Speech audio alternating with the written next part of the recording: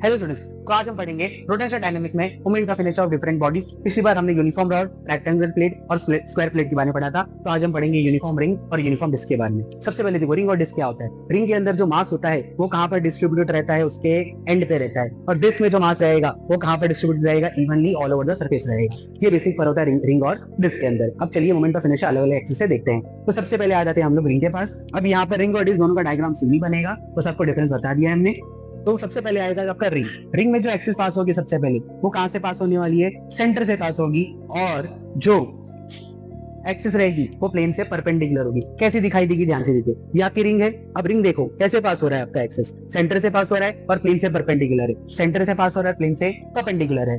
तो रिंग के लिए मोमेंट ऑफ इनर्शिया हो जाएगा I = mr² और डिस्क के लिए हो जाएगा I = mr²/2। नेक्स्ट आते हैं, अब जो एक्सिस पास होने वाला है वो उसके डायमीटर से पास होगा। कैसा दिखाई देगा, देखो ये हो गया आपका एक्सिस डायमीटर से। ऐसा भी हो सकता है, ऐसा भी हो सकता है और ऐसा भी हो सकता है। कोई भी डायमीटर आप ले सकते हो। अब कैसे विजुअलाइज करेंगे इसको, ध्यान से देखिए। ये आपकी रिंग है, ये आपकी रिंग है। तो देखो ऐसा जा रहा है, ध्यान से देखिए।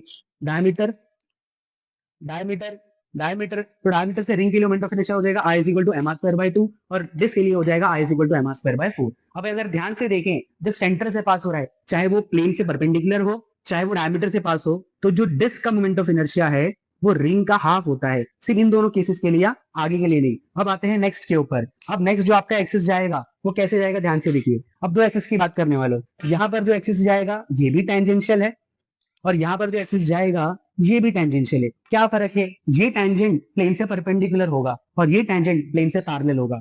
अगर ये परपेंडिकुलर है तो ये जो एक्सिस है ना, इससे पैरेलल होगा। और अगर टेंजेंट प्लेन से पैरेलल है तो डायमीटर वाले एक्सिस से पैरेलल होगा। कैसा दिखाई देगा, ध्यान से देखिए। ठीक है, ये हमारा रिंग है। ये एक्सिस आपको पता है किससे पास हो रहा है, सेंटर से, प्लेन से परपेंडिकुलर। और ये देखिए, ठीक है।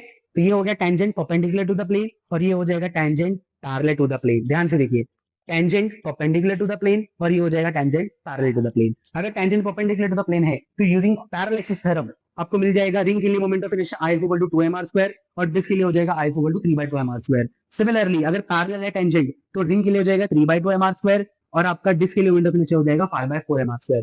ठीक है, आपको डिटेल लेक्चर डिस्क्रिप्शन में मिल जाएंगे, जिससे आप पता कर सकते हो कि मोमेंट ऑफ इनर्शिया आप कैसे ढूंढते हो डिफरेंट बॉडीज का अलग अलग एक्सिस से। ठीक है, नेक्स्ट टाइम मिलेंगे कुछ और मोमेंट ऑफ इनर्शिया के साथ। तब तक के लिए thank you so much and bye.